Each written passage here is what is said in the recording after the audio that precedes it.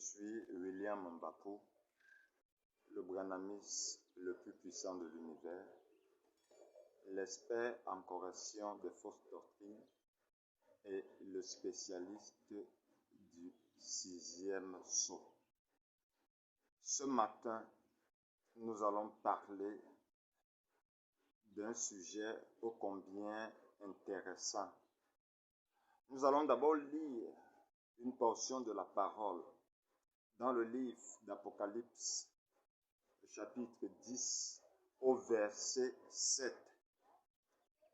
Apocalypse chapitre 10, verset 7 dit: « Mais qu'au jour de la voix du 7e ange, quand il sonnerait de la trompette, le mystère de Dieu s'accomplirait comme il l'a annoncé à ses serviteurs, les prophètes. » Que le Seigneur ajoute les bénédictions à la lecture de sa parole. Comme sujet intéressant ce matin, nous allons parler de la combinaison bleue. C'est un sujet paradoxal pour une écriture mystérieuse. Mais combinaison bleue, ça veut dire quoi? Alors, nous allons entrer dans les mystères du 7e sceau. Parce qu'il faut savoir que le 30 décembre 1962, au Branham Tabernacle, frère Branham a prêché un message intitulé « Messieurs, est-ce le signe de la fin ?» Ou, en d'autres termes, ce message, je peux encore l'intituler « Messieurs, est-ce la fin du monde ?» Alors, il y a eu des bien-aimés qui ont eu des songes, voyant frère Branham aller du côté d'Arizona. Et frère Branham dit que 6 d'entre eux lui ont vu. Et les 6 songes ont été couronnés par un 7e que frère Branham a vu. L'événement où il était en combinaison bleue du côté de Tucson, dans l'Arizona, au nord-ouest des États-Unis d'Amérique. Alors, il lui a été dit le jour où l'État fédéral de Jeffersonville plantera le jalon devant ta maison, alors tu vas prendre ta famille et vous allez habiter du côté de Tucson, en Arizona, dans les États-Unis. Et alors, cette vision s'était passée dans les années 57, c'est-à-dire il a eu ce songe dans les années 57 et en 1962, précisément dans Messieurs, ce signe de la fin, il est venu révéler qu'il doit quitter le Branham Tabernacle pour aller à Jeffersonville. Or, dans le message, on nous a enseigné beaucoup de choses concernant Apocalypse 17. Mais qu'au jour de la voix du 7e ange, quand il va sonner de la trompette, le mystère de Dieu va s'accomplir. En d'autres termes, Dieu sera dévoilé au monde. Et ce sera la fin du monde. Ce sera, messieurs, est-ce la fin du monde? Ce sera le signe marquant de la fin du monde.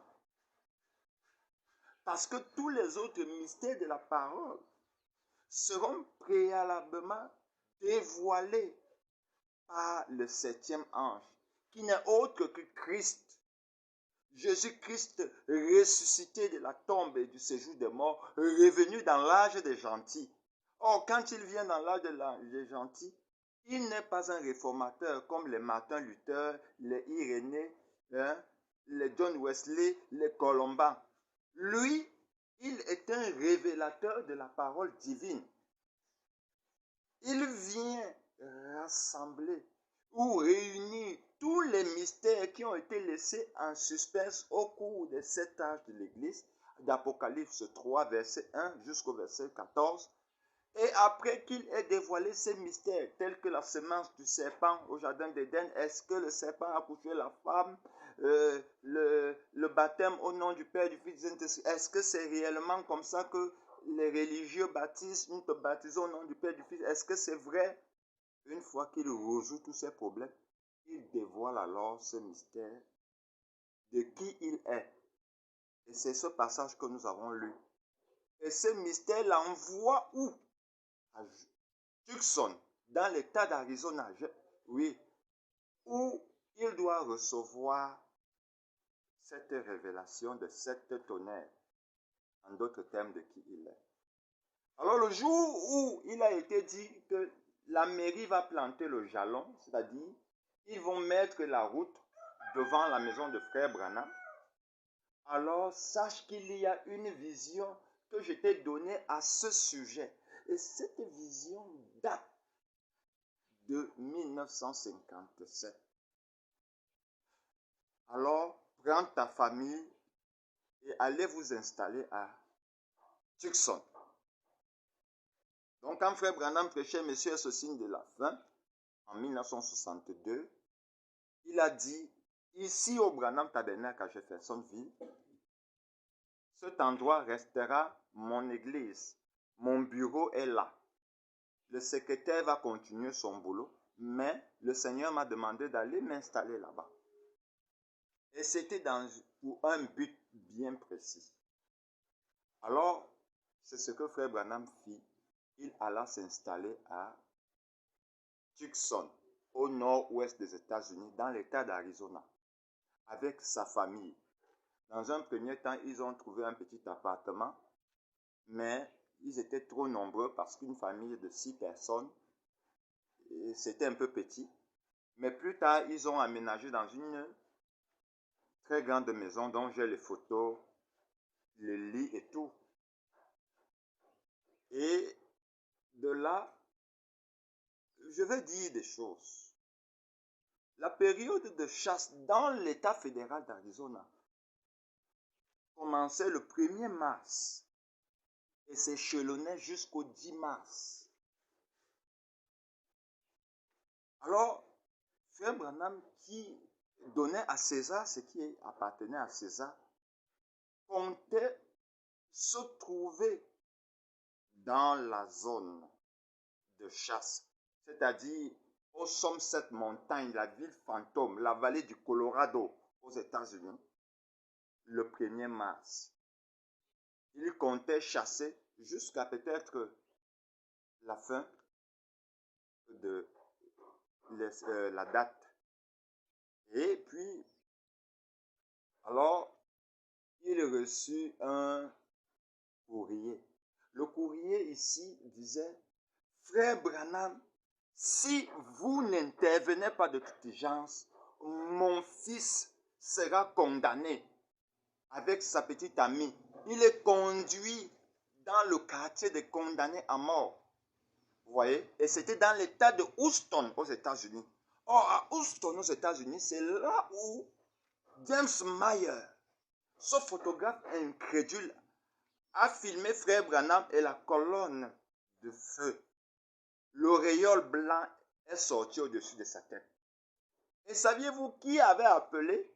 C'était la femme de ce photographe qui a envoyé un télégramme à Frère Branham.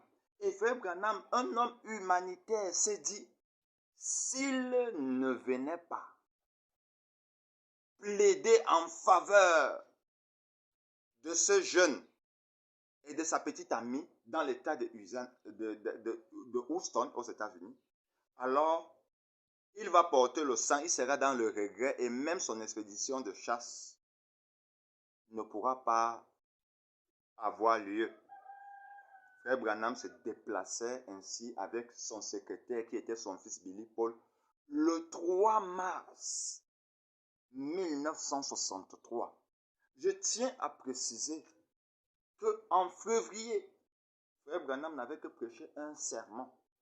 Déjà, vous pouvez vérifier dans le listing des prédications prêchées en février 1963, vous verrez. Frère Branham n'avait que prêché un sermon.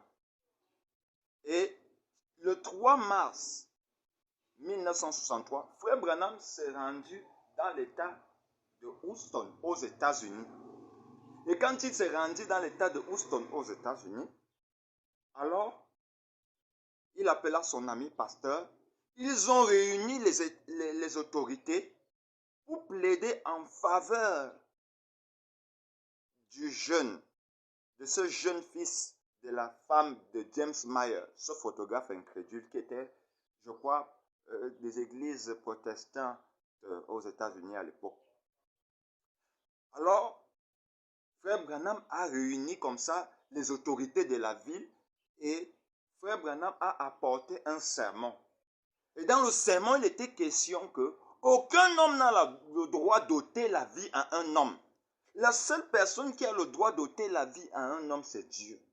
Parce que quand Caïn a tué Abel dans la Bible, alors Dieu a mis une marque sur Caïn pour que les hommes ne le tuent pas en retour. Voilà pourquoi je suis contre la verdict populaire. Même si quelqu'un m'a pris quelque chose, je vais demander qu'on l'attrape, qu'il me remette ma chose. Si je suis très méchant, je vais l'envoyer devant les tribunaux. Mais je ne veux pas ôter sa vie. Alors Frère Branham est venu, il a dit aux autorités que cet enfant ne mérite pas la mort, peu importe ce qu'il a eu à faire avec sa petite amie. Et c'est comme ça que les autorités de l'État de Hudson ont été touchées. Ils ont remis à Frère Branham un prix Nobel de la paix. Les Human Rights, là, ça n'existe pas aujourd'hui. Depuis les années 63, ça existe. Frère Branham a eu un Human Right venant des autorités de Houston. Pourquoi? Parce qu'il a sauvé une vie humaine. L'État fédéral de Houston a plutôt condamné ce jeune et sa petite amie à 20 ans d'emprisonnement. Mais on ne lui a plus conduit dans le quartier de condamnés à mort où il devait être exécuté sur la chaise électrique. Maintenant, Frère Branham est retourné où? À Tucson. Après avoir terminé son sermon, être décerné, il a pris la route pour retourner à Tucson. Nous étions déjà le 3 mars 1963. Alors, je poursuis ma pensée en disant, frère Sodman et frère Norman déposaient leurs valises à Somerset Montagne et sur le mont Pic, le mont Somerset, sur la vallée de Colorado, le 6 mars 63. Or, c'était une expédition de 3 personnes. Or, remarquez bien quelque chose. C'est ce qui s'est passé à l'époque de Jésus à Nazareth.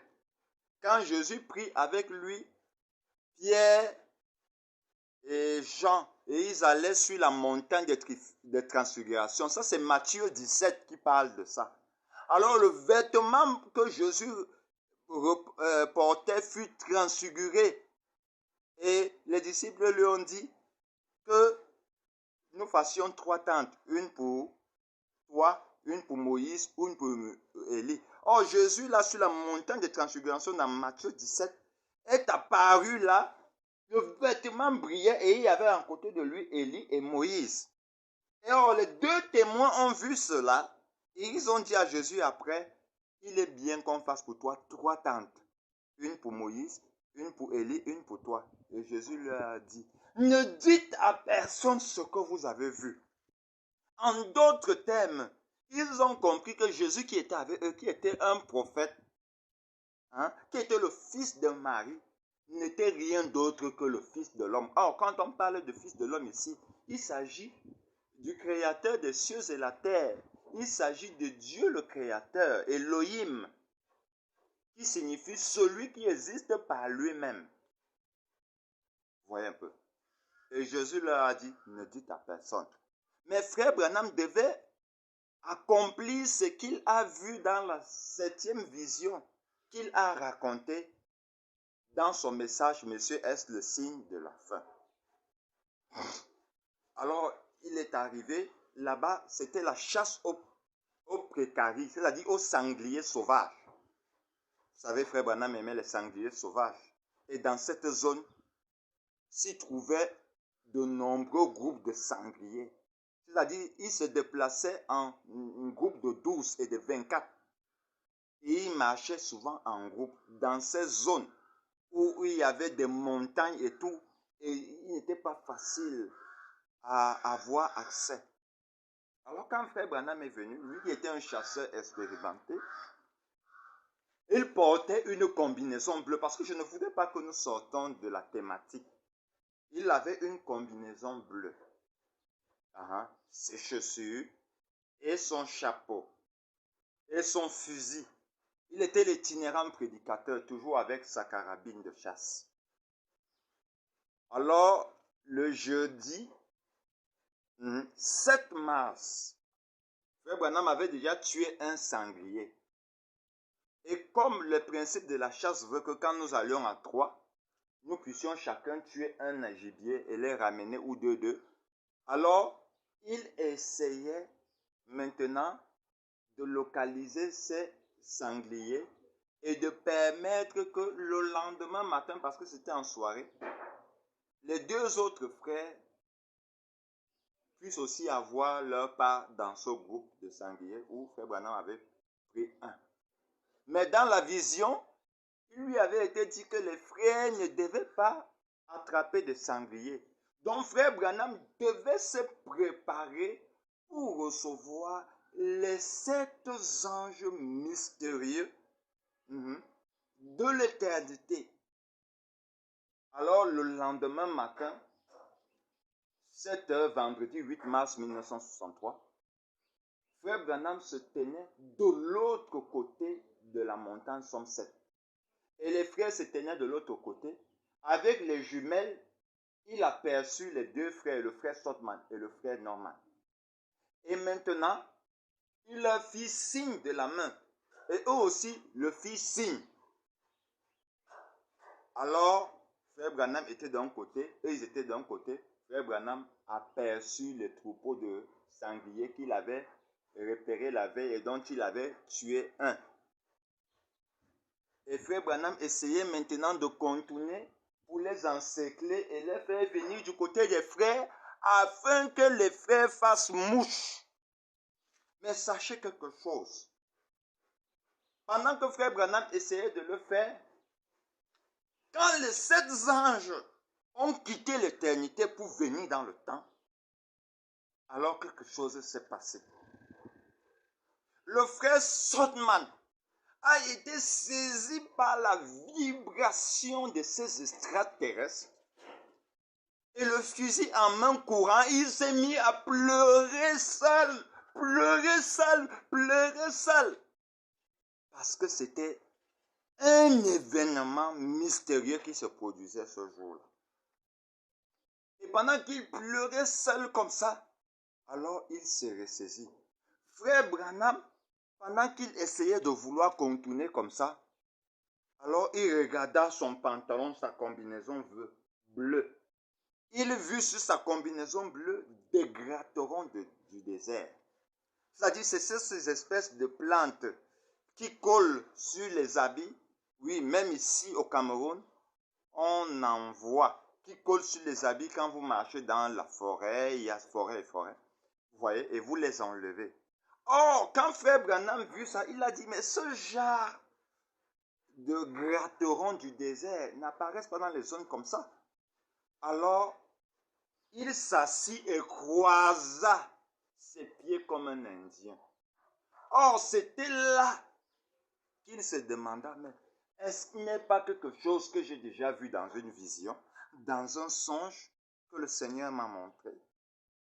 Et pendant qu'il le fit, bien-aimé, alors, il entendit une forte déflagration. Les 7 tonnerres firent entendre leur voix. Et ces 7 tonnerres, c'était une grande déflagration qui secoua la terre tout entière.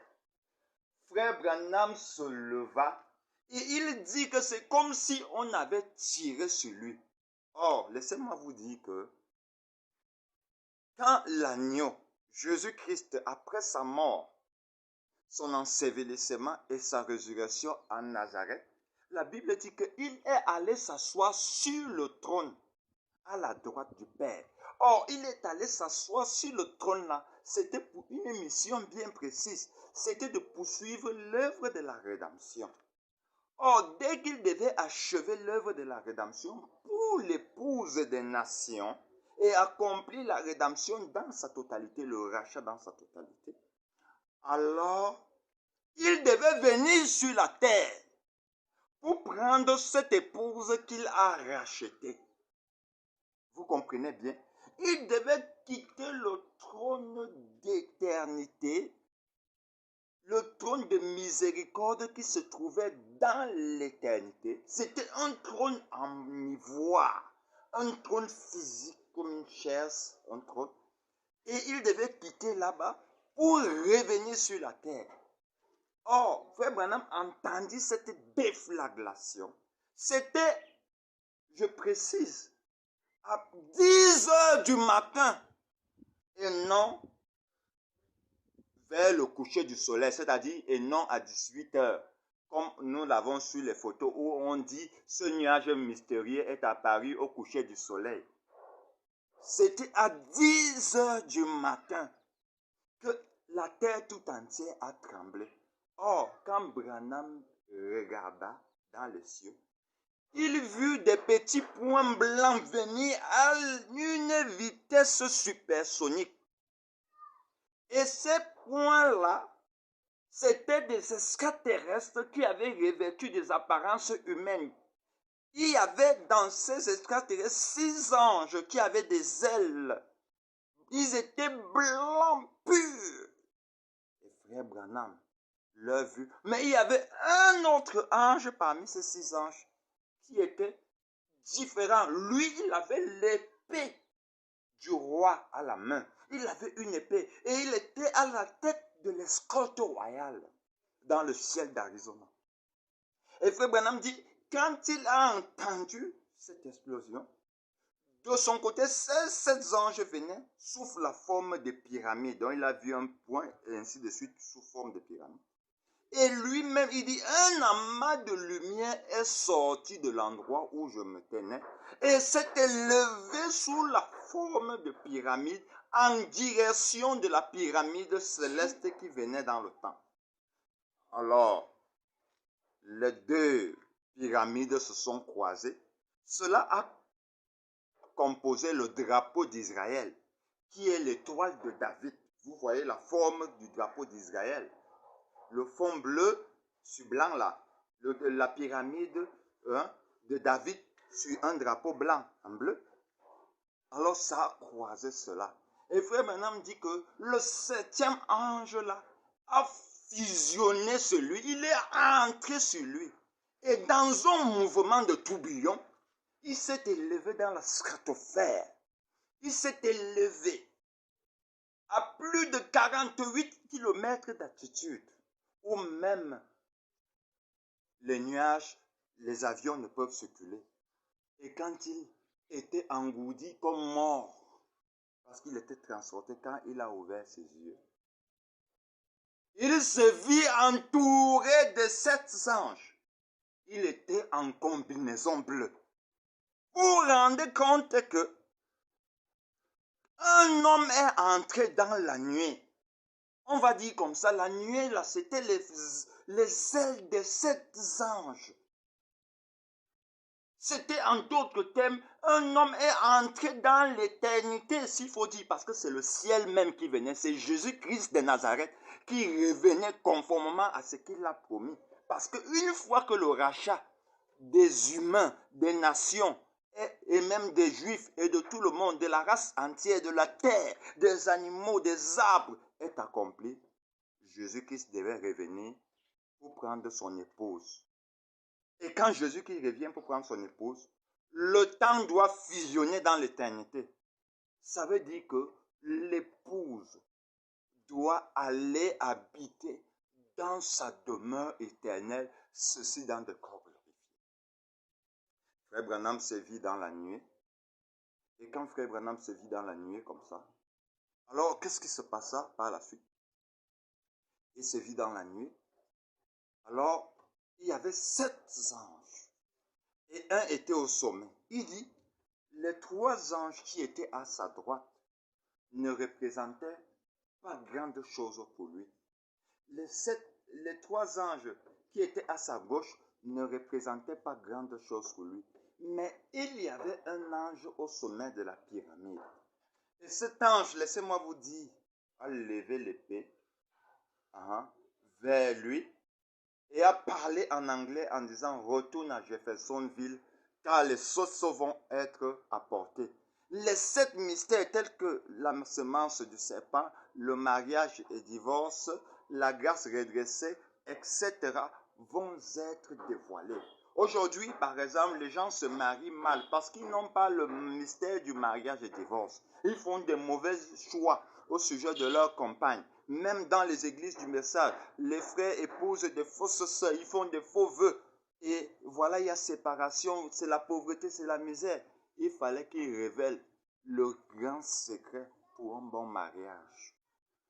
Alors il est entré en combinaison bleue dans la nuée.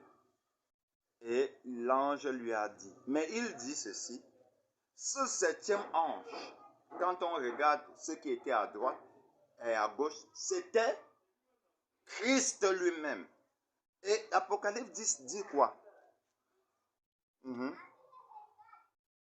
Mais qu'au jour de la voix du 7e ange, quand il va sonner de la trompette, les mystères de Dieu vont s'accomplir. Or, remarquez, Frère Branham, en tant que messager de l'église de Laodicée, c'est un être humain comme vous et moi. C'est un messager de l'âge de l'église de Laodicée. Or, l'âge de l'église de Laodicée, c'est le dernier âge des églises modernes. Et dans cette église, grand âge, il y a des églises locales, il y a les dénominations, les pentecôtistes, les catholiques, les adventistes et tout. Il y a même des loges qui sont des dénominations aujourd'hui. Vous voyez? Or, tout ceci est contenu dans le grand âge qu'on appelle dans Apocalypse 3,14 l'âge de l'église de Laodicée. Or, Frère Branham était le messager qui se tenait à la porte appelant les élus de cet âge à sortir des systèmes dénominationnels pour revenir à la parole. Et une fois qu'il devait achever ce mystère, alors il devait en d'autres termes se révéler. Parce que lui qui appelle l'épouse à sortir des systèmes dénominationnels, c'est qui? Malachie 4, c'est qui? Voilà pourquoi le 7e ange là-bas, avec l'épée du roi, dans la constellation, c'était Christ, c'était Jésus-Christ de Nazareth. Et le 7e ange terrestre, c'était qui? Conformément aux Écritures, c'était Élie, donc Jésus-Christ de Nazareth toujours. Les deux devaient fusionner. La théophanie céleste, dont le corps céleste et le corps terrestre devaient être un. Voilà pourquoi Frère Branham dit, ce 7e ange dans la pyramide était celui qui m'intriguait le plus. Vous savez qu'à l'âge de 7 ans, cet ange a commencé à lui parler dans la forêt. William Branham, ne souille jamais ton corps, ne bois pas de vin, parce que quand tu seras plus âgé, j'aurai une œuvre à accomplir avec toi. Et il se posait la question, et même sa maman et même son pasteur lui avaient dit que c'était du diable. Mais un jour, cet ange lui a apparu dans une vieille maison, un vieux conteneur, et cet ange lui a parlé. Il dit, c'était Jésus-Christ tel que le grand artiste Hoffman l'avait dessiné, à peu près ce portrait, parce qu'il a dit qu'aucun homme ne peut dessiner Jésus-Christ. Mais dans la nuit de 1963, le 8 mars, à 10 heures du matin, Dieu s'est dévoilé. Le mystère d'Apocalypse 17 a été dévoilé. Les gens ont compris qui était Branham. Ce 7e ange terrestre était devenu le 7e ange céleste et terrestre, en d'autres termes, Christ. Voilà pourquoi un homme était Dieu jusqu'à ses habits. jusqu'à sa combinaison bleue. La chair, les yeux, le chapeau et toutes ces choses étaient devenues la divinité, accomplissant ainsi la fin du monde, accomplissant ainsi le retour de Jésus-Christ. Voilà pourquoi aujourd'hui, les gens vont continuer à se poser des questions. Nous attendons Jésus-Christ. Mais ils lisaient les Écritures. Tous les signes que Jésus-Christ avait déclarés avant son retour sont accomplis avant même 63. Mais où est-il?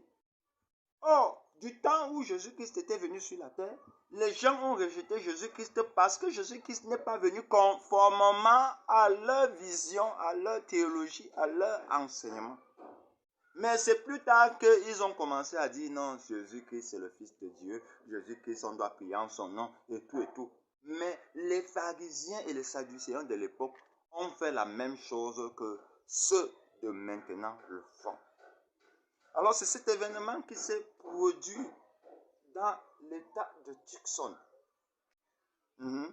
sur la vallée du Colorado, dans le mont Somerset, une ville fantôme, une ville minière abandonnée dans l'état de Tucson, où Frère Branham est allé.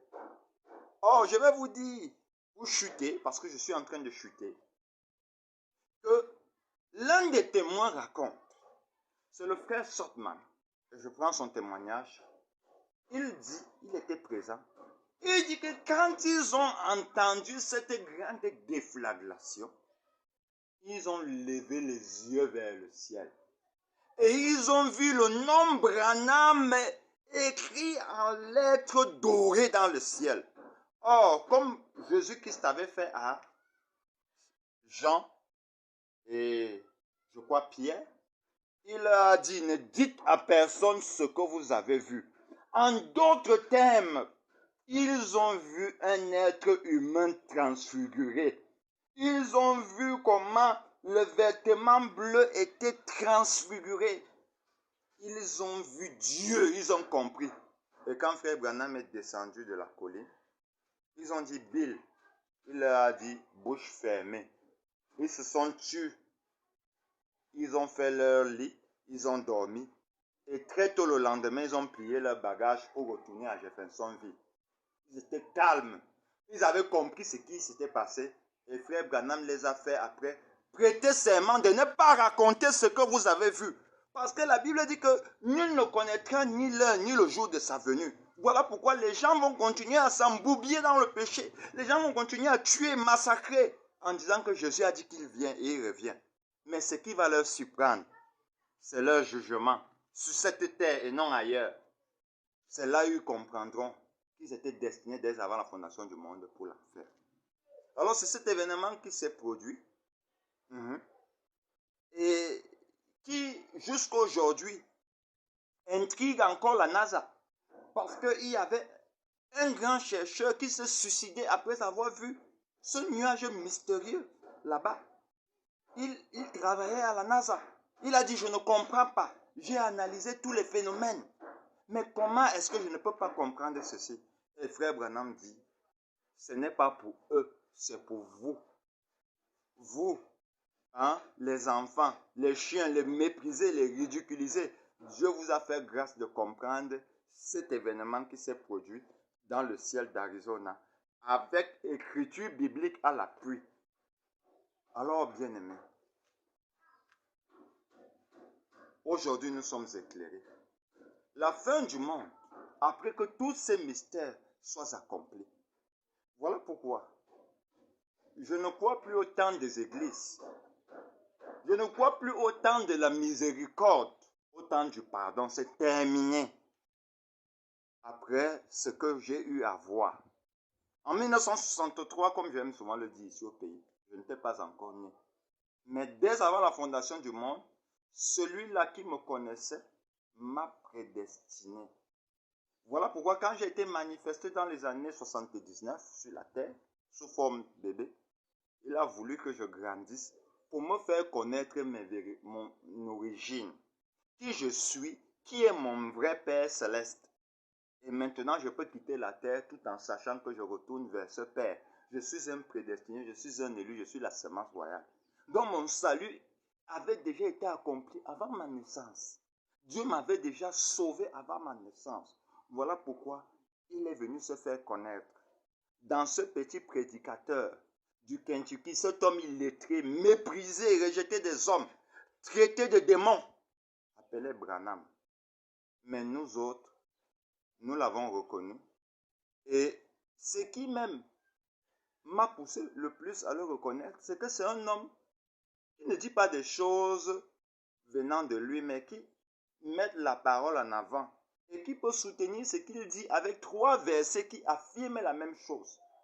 Et non quelqu'un qui va faire des déclarations dont aucun verset biblique. Voilà comment j'ai compris qu'ici, il y a l'Esprit de Dieu, parce que seul Dieu peut interpréter la Bible. Aucun être humain ne peut interpréter la Bible. Aucun pasteur ne peut interpréter la Bible. Voilà donc ce qui s'est passé le 8 mars 1963 et non le 28 février, cette fausse date. Et je tiens à dire aux incrédules, parce que j'ai lu l'article d'un homme qui a fait 30 ans dans le branhamisme, qui a dit que l'événement de 63 était une fusée qui avait échoué et qui avait produit ce nuage.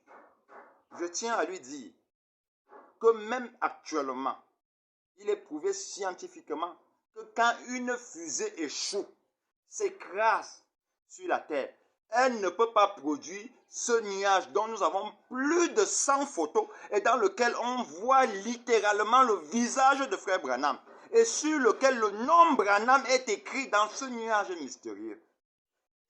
Alors, si vous n'êtes pas la semence, vous allez vous retourner contre la vérité, même après avoir fait 100 ans. Mais si vous êtes la semence, vous irez avec cette vérité jusqu'au bout. C'est bel et bien un événement universel. Jusqu'aujourd'hui, la montagne qui a déflagré, sur laquelle il y a eu déflagration, les cristaux de pierre étaient en forme de pyramide. Jusqu'aujourd'hui, les gens ont ces manchettes, ces boutons en forme de pyramide. Ils ont pris ces pierres-là. C'était sous la forme de pyramide, montrant la venue du Seigneur, montrant l'accomplissement de toutes les Écritures, montrant qu'un homme habillé en combinaison bleue a été transfiguré. Alors, bien aimé, vous allez entendre ces choses où on ne vous le dira jamais du haut de chair. On ne vous fera jamais comprendre ces révélations. Vous voyez, mais mon souci, comme je le dis, c'est de ne pas garder cette connaissance que j'ai reçue, cette révélation même que je reçois quand je lis les bandes et les brochures de la Bible, mais c'est d'apporter ça aux générations futures, afin qu'ils puissent savoir qu'il y avait quelqu'un qui n'était pas dans le message, qui faisait des compromis parce qu'il a besoin de manger, mais quelqu'un qui se tenait à la parole et qui répétait la parole fidèlement. Alors, que le grand maître de l'univers, le créateur des cieux et la terre, vous bénisse richement. Abonnez-vous à ma page. D'autres vidéos arrivent en quantité industrielle où vous seriez davantage positionné avec des citations lues, avec des versets bibliques lus. Ce ne sera pas des imaginations ou des faits, des histoires qu'on raconte à tort et à travers. Abonnez-vous. Je suis William Bapou, le branhamiste le plus puissant de l'univers, le grand expert en correction de fausses doctrines, et enfin, pour chuter, le spécialiste du 6e sceau. Shalom.